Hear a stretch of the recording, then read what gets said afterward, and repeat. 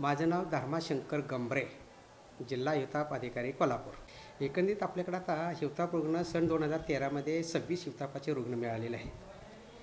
त्यापैकी 21 रुग्ण ग्रामीण भागामध्ये आणि 5 रुग्ण महानगरपालिकेच्या कार्यक्षेत्रात मिळाले आहेत। त्यांना संपूर्ण समूळ उपचार देण्यात आलेला आहे। त्यांच्या घरातले आसपासच्या लोकांचे रक्तनमुने घेऊन तपासणी करण्यात आलेली आहे। त्यांना संपूर्ण उपचार दिल्यानंतर त्यांना कुठल्याही प्रकारचा हिवतापाने मृत्यू यावर्षी झालेला नाही आणि गेल्या वर्षी 99 केसेस निघाल्या होत्या हिवतापाचे रुग्ण, त्याच्यामध्ये एकही हिवतापाचा मृत्यू झालेला नाही। कमी कशा पद्धतीने आपण मोहीम राबवली जिल्ह्यात? प्रत्येक गावामध्ये आमचे आरोग्य सेवका घरोघरी जाऊन तापाच्या रक्तनमुन्याचे रक्तनमुने घेतले जातात, ते तपासले जातात आणि ज्याला थंडी वाजून ताप येतोय त्याला क्लोरोक्विनच्या गोळ्या प्रत्यक्ष खाऊ घातल्या जातात। त्यामुळे हिवतापाचं प्रमाण कमी झालेलं आहे। व्यक्तीनं काय केलं पाहिजे की आपला घर आणि घराचा परिसर स्वच्छ ठेवला पाहिजे, वाहती गटार केली पाहिजे, साठा करून ठेवलेलं पाणी हे आठवड्यातून एकदा घासून पुसून स्वच्छ करून झाकून ठेवलं पाहिजे। परतपणानंतर तुमच्या आठवड्यातून एक दिवस कोरडा दिवस पाळला पाहिजे। घरात भोवतालचा परिसर निरुपयोगी टायर, भंगार सामान, फुटक्या वस्तूची विल्हेवाट लावली पाहिजे।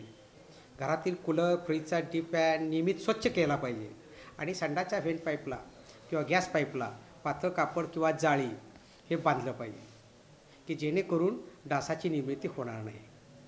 अशा पद्धतीने जर ही केलं तर आणि घर आणि घराच्या खिडक्यांना डास प्रतिबंधक जाळ्या बसवल्या पाहिजे, बसवण्याचं काम चालूच आहे।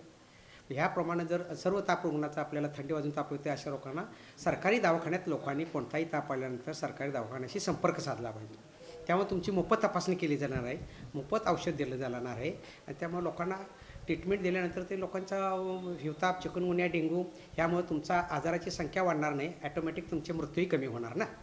एकंदरीत हिवतापाचे रुग्ण गेल्या वर्षापेक्षा कमी आहेत, पण डेंग्यूच्या रुग्णांची संख्या वाढ आहे। मृत्यू गेल्या वर्षी 4 झाले होते, ह्या वर्षी 3 झालेले आहेत अथॉराइज आणि अजून 2 कन्फर्मेशन होणार आहेत।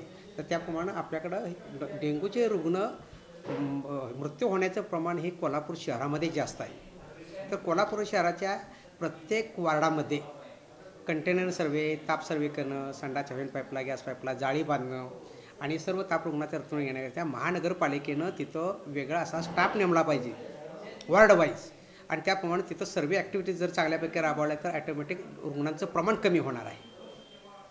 तर याबाबतीत महानगरपालिकेला आव्हान, जनतेच्या मागणी आहे त्याप्रमाणे तिथं त्यांनी जर असे मनुष्यबळ जर वापर केला, त्यांनी तयार करून त्यांच्या महानगरपालिकेच्या कार्यक्षेत्रामध्ये त्यांच्या आर्थिक स्थितीनुसार त्यांनी त्यावरून सर्वे करून घ्यावा ना, वाहती गटार करून घ्यावे।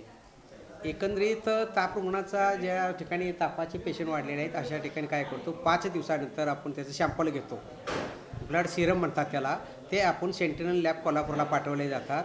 त्याचा रिपोर्ट मिळायला सर्वसाधारण 5 ते 7 दिवस लागतात। पण आम्ही संशयित डेंग्यू असं गृहीत धरूनच तिथं सगळ्या प्रकारच्या ताबडतोब उपाययोजना राबवल्या जातात।